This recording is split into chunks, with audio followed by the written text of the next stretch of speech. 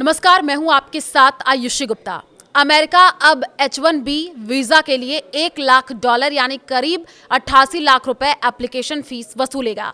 राष्ट्रपति Donald Trump ने शनिवार को व्हाइट हाउस में इस ऑर्डर पर साइन किए हैं। अब तक H1B वीजा की एप्लीकेशन फीस 1 से 6 लाख रुपए तक थी। इसके अलावा Trump gold card, Trump platinum card और कारपोरेट गोल्ड कार्ड जैसी सुविधाएं भी शुरू की गई हैं।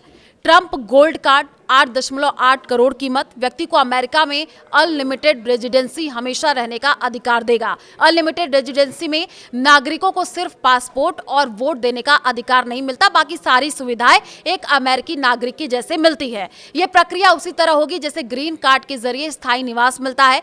रिपोर्ट्स के मुताबिक ट्रंप के इन बदलावों का विदेश नागरिकों पर बहुत ज्यादा असर पड़ सकता है। अब कंपनियां सिर्फ उन्हीं कर्मचारियों को अमेरिका बुला सकेंगी जिनके पास सबसे अच्छा स्किल होगा। इसका सीधा असर भारतीय आईटी प्रोफेशनल्स पर पड़ेगा। ये बदलाव जल्द लागू किए जाएंगे। आपको बता दें कि अमेरिका वाणिज्य मंत्री हावर्ड लुटनिक ने कहा कि अभी हर साल लगभग 2,81,000 लोगों को ग्रीन कार्ड दिया जाता है, लेकिन इनमें से ज्यादातर की औसत कमाई सिर्फ $66,000 करीब 58 लाख रुपए होती है और कई बार वे सरकार की मदद पर भी निर्भर रहते हैं। लुटनिक ने कहा कि सभी कंपनियां H1B वीजा के लिए सालाना $1 लाख देने के लिए तैयार हैं। हमने उनसे बात की है, अगर आप किसी को ट्रेनिंग देने जा रहे हैं तो किसी अमेरिकी यूनिवर्सिटी से निकले ग्रेजुएट को ट्रेनिंग दीजिए, अमेरिकियों को ट्रेनिंग दीजिए। हमारी नौकरियां छीनने के लिए लोगों को बाहर से लाना बंद करिए। लुटनिक के मुताबिक गोल्ड कार्ड की भारी फीस ये तय करेगी कि अमेरिका में सिर्फ सबसे योग्य और टॉप क्लास कर्मचारी ही लंबे समय तक टिक सके। उन्होंने कहा कि यह व्यवस्था पहले अनुचित थी, लेकिन अब हम सिर्फ उन्हीं को लेंगे जो वाकई बहुत काबिल हैं।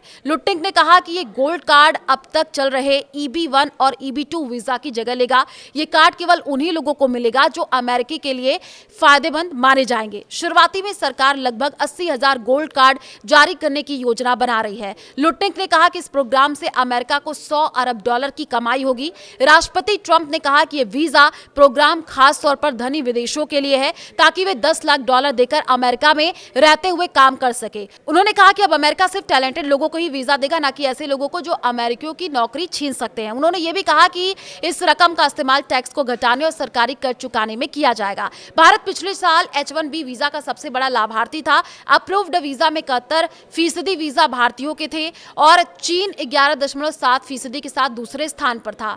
भारत की आईटी टेक कंपनियां हर साल हजारों कर्मचारियों को H1 वीजा पर अमेरिका भेजती हैं। हालांकि अब इतनी ऊंची फीस पर लोगों को अमेरिका भेजना कंपनियों के लिए कम फायदेमंद होगा। 71% भारतीय H1B वीजा धारक हैं और ये नई फीस उनके लिए बड़ा आर्थिक बोझ बन सकती है। खासकर मिड लेवल और एंट्री लेवल कर्मचारियों को वीजा मिलना मुश्किल होगा। कंपनियां नौकरियां आउटसोर्स कर सकती हैं, जिसके लिए अमेरिकी में भारतीय पेशेवरों को अवसर कम होंगे।